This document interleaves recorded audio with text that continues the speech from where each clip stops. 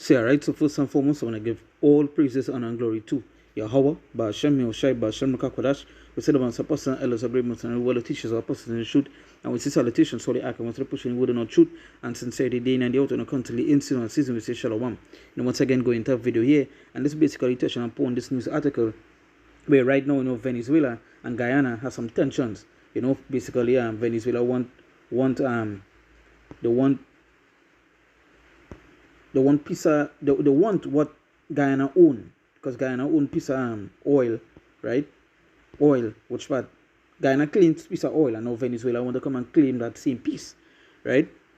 So you can see the tensions are rising between these two countries now, causing a whole sort of panic in Guyana, because if you basically comparing Guyana to Venezuela, it had no comparison.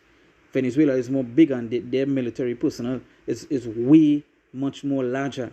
So you see, so plenty Guyanese right now is on any panic. You hear them talking, some Guyanese, I know some Guyanese people, and every day you see them posting up with certain things, they're worrying, they're in the last days and so forth, which is true. Because right now, in plenty people's mind, especially them, is that they believe that nothing was going to happen to them. Plenty people believe that what's going on across the world, they're watching what's going on in Israel and Palestine, and seeing what is happening to other countries. Those things happening is way far from them, and they believe that those things will never affect them or never come onto them. When really and truly, we know everybody's going to be affected by that. Everybody's going to be in those things. That's why you've seen plenty of draft, you've seen plenty of things happening, you've seen the tensions are rising. We in the last. You remember I saw a guy and he said today that we're really in the last days, yes. And when the scriptures talk about what is going to happen in the last days, kingdom against our kingdom. And that is what we're seeing. That is what we're seeing, all in it now. Right?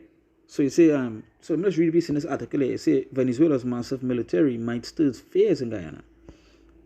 It say election authorities in Venezuela have announced that 95% of referendum participants have endorsed territorial claims on a substantial part of neighboring oil-rich country, Guyana.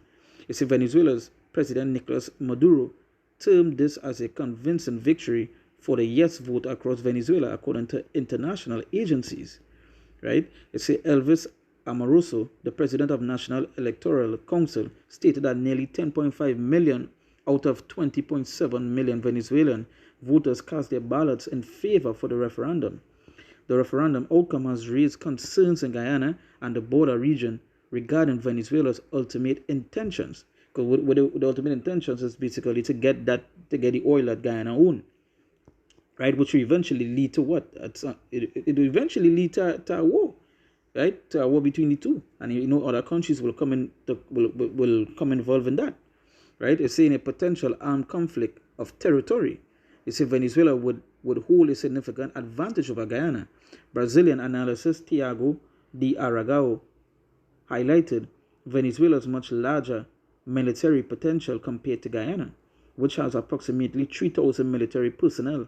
Venezuela reportedly boasts 123,000 military personnel distributed across multiple regiments, including 173 main battle tanks like the outdated AMX-30 and relatively the new T-72B1, alongside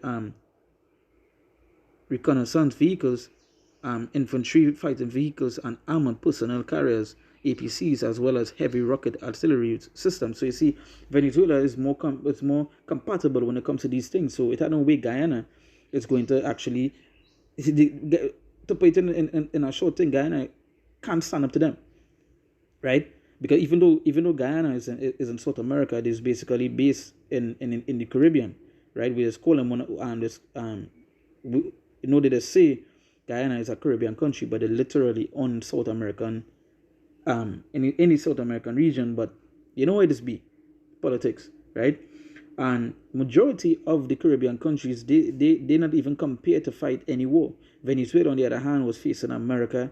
Then they joined an allegiance with Russia, right? And I see these things. So it have no way a country like Guyana, right, with 3,000, they don't even have tanks. They don't even have this could even stand up to Venezuela. That is going to cause it had nothing. So with that, right, this was something I saw someone post, as I said before, You know, I know some Guyanese people and I see them post this. They say, so this is basically most likely Guyanese newspaper, right? They say Maduro makes Esquibo, Essequibo, new state of Venezuela. It says set up temporary government for Essequibo, right? Giving mining and oil companies in Essequibo 3 months to leave, instructs a state company to immediately start granting concessions for oil, gas, and minerals. It's a Guyana to report Maduro's aggression to ICJ UN Secretary Council within 24 hours, engaging U.S. military and other allies. So you see, so basically Guyana is in league with America, right? We know that, but Venezuela is in league with who? Russia. So you see where the tensions will rise. Now, plenty Guyanese, just like many other people in the Caribbean, they believe nothing is going to affect them, nothing is going to happen to them. Now it coming straight to them. All of a sudden, now, we're in the last days, the Lord and so forth. Just like many other jigs, right? Now let's bring this piece up here. Let's see book of Ephesians chapter 5, verse 15. It says, see then that ye walk circumspectly, not as fools, but as wise. So we don't walk circumspect, and many of these people they don't. They don't walk circumspect. You understand? They say not as fools, but as wise. So a fool wouldn't walk circumspectly, right? They wouldn't be taking careful heed. They wouldn't be paying attention. The scripture say to do what? To be occupied in prophecies. So we're continuing to be all these things we see in here is prophecies, right? All these things. But these people they don't even understand what is happening, what is going on. And the thing about this is only going to get worse. It's only going to get way worse out from here. Because if Venezuela they already passed the stuff to go and deal with that. So it know it go and raise real tensions and say no, all the Guyanese there was laughing, there was kicks, and no all the laughs turned to sorrow. You understand? So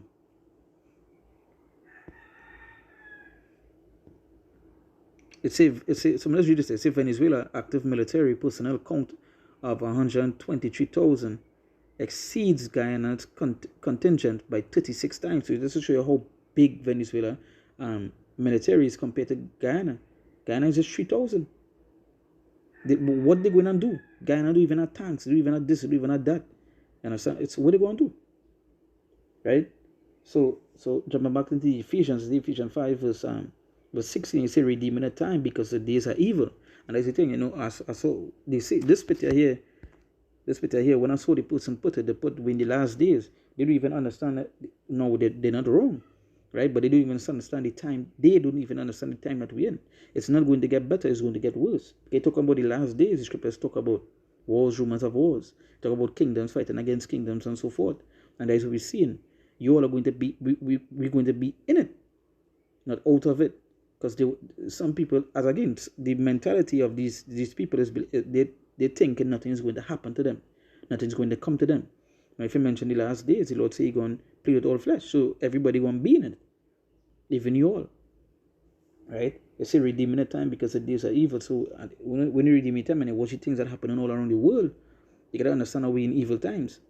And if we're in evil times, what good is going to come? And if we're in evil times, how are you not going to be affected by it? Everyone's going to be affected by it. Everyone's going to be affected. This is going to cause this, if this do happen, is going to cause plenty chaos. And you already see tensions is rising between they going and call for US allies, and obviously Venezuela would do the same. You understand? They would call to their allies, right? So you see in where it is taking place. And you're going to be caught in the middle. There are plenty of Jakes and Guyana as well. So the tensions, it crazy right now. Very, very crazy, right? So it's so let me just jump to our next scripture here.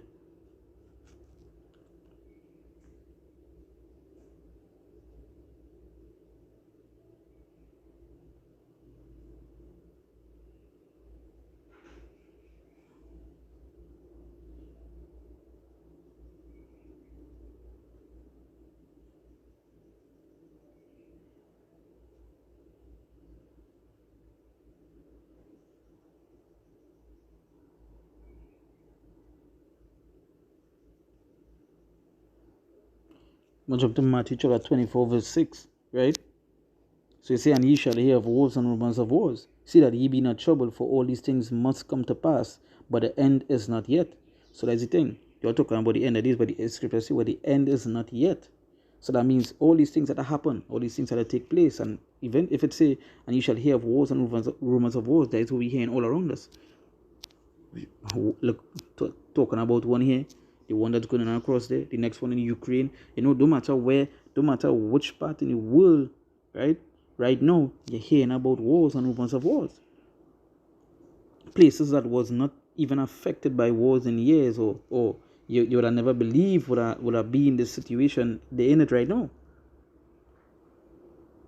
Right? So you say, and ye shall hear of wars and rumors of wars. See that ye be not troubled, right? For all these things must come to pass, but the end is not yet. So all these things must come to pass. All. Right? All.